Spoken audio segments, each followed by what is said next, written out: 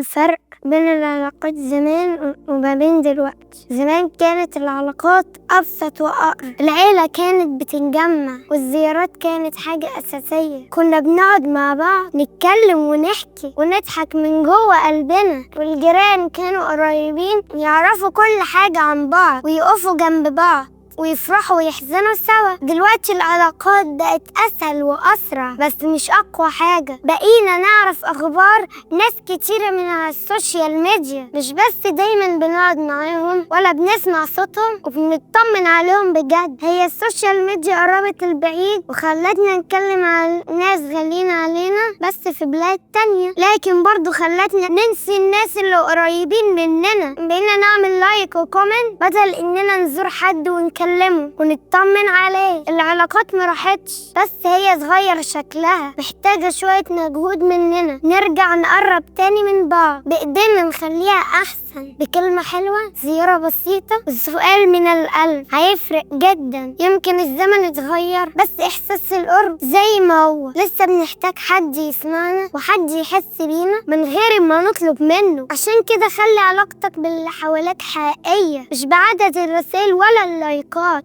بالمكالمة اللي بتيجي في وقتها والزيارة اللي من غير مناسبة، عشان ده اللي هيحسسك إنك مش عايش لوحدك. لكل اللي بيسمعوني اكتبولي في الكومنتات ايه رأيكم؟ هل زمان كان أحلى ولا الزمن اللي احنا عايشين فيه دلوقتي؟ أنا عن نفسي بحمد ربنا على كل الأوقات لأنها نعمة من ربنا. خليكم دايما فاكرين، خليك دايما متفائل، خليك منور الدنيا. سلام.